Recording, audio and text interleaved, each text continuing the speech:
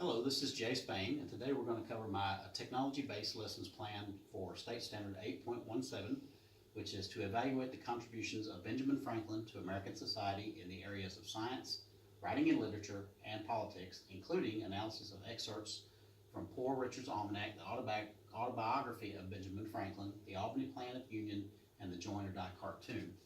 As you can see, our objective today will be that students will examine Benjamin Franklin's contribution to the field of science and invention, writing and literature, and the political founding of the United States. Again, this is a technology-based lesson plan. We will be doing a web quest today with the children, with students.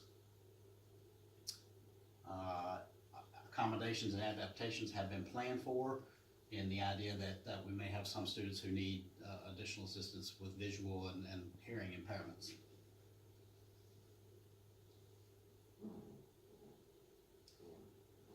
The first thing that we will do is to, of course, create a hook for the students and to generate interest and understanding and to activate prior knowledge of the students. And in this case, what we have in mind to do is to come up with some sort of a hook to get them excited about learning. So what I'm going to intend to do is I will introduce the class and I will tell them that I'm holding something in my hand, and I will ask the students to take some time to guess what that object might be. Between you and I, that's going to be a $100 bill, but of course the students won't know that. After several guesses, then I will offer some clues to the students. It's green, it's paper, so on and so forth. So eventually what we'll do is, of course, arrive at the conclusion that it is in fact a $100 bill that I'm holding. Then I'll put that up on the board.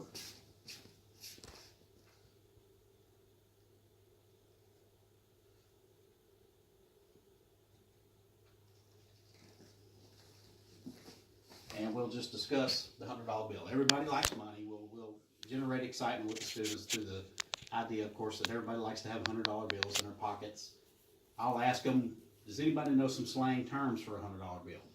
And obviously, eventually, the idea of the Benjamin will come up, and that's when we'll go into investigating a little bit more as to why it is that we think that it's called a Benjamin. Of course, I will ask them, who is this gentleman?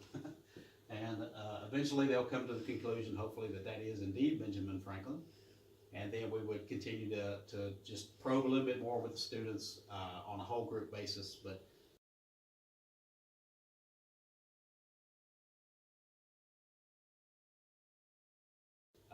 in a open-ended type situation where I would ask them, why do you think it's Benjamin Franklin on the $100 bill rather than the 20 or the 5? Why do you think he gets to be on the biggest denomination? And of course, we would want to generate the idea eventually that comes down to that he was a major contributor to the founding of the United States and to science and literature. His contributions were numerous, and so they merit some study.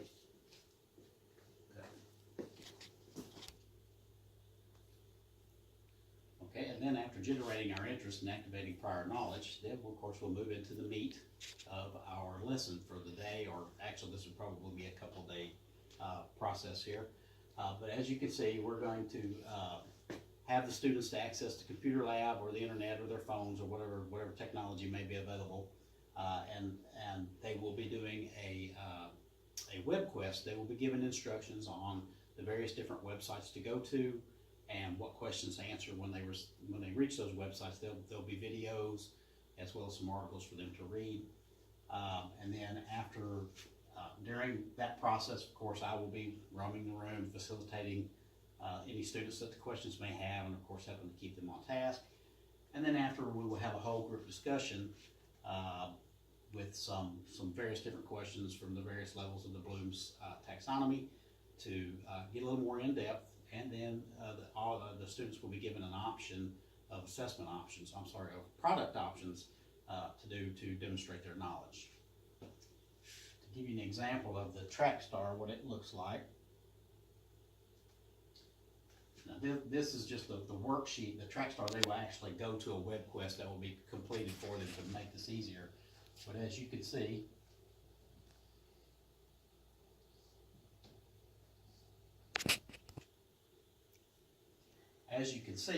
the students will have a list of sites that they are to visit and some tasks that they should accomplish while they're there.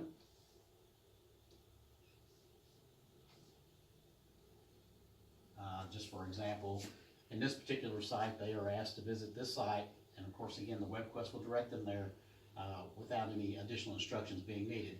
But they're told a little bit about the site, a description of the site, and then they're asked to read the section titled Introduction and answer the following 2 questions in writing.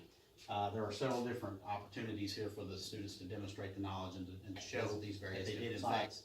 As you can see, the subjects covered will cover all of the elements of the standard that we discussed, literature, politics, and science.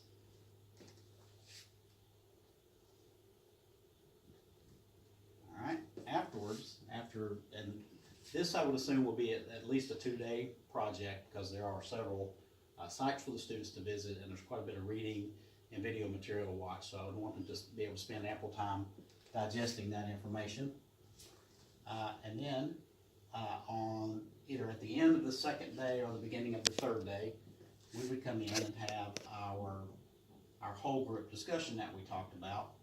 And we would go in, again, we want varying different elements of Bloom's taxonomy. So I've created a think sheet so that we have some questions to know to ask to generate discussion. Get to it here.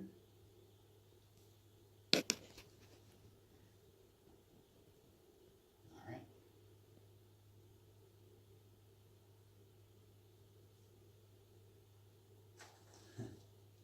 All right. So as you can see here,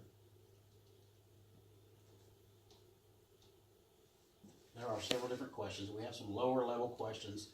Name 3 areas of expertise that make men a Renaissance man, all the way up to some stuff that will initiate deeper thought from our studies that we have learned that Ben truly was a Renaissance man. What do you think was his most important contribution and why? This will cause them to think about more in depth. Then after that, we will assign, the students will have an option of assessments to perform, or products to create in order to demonstrate their knowledge.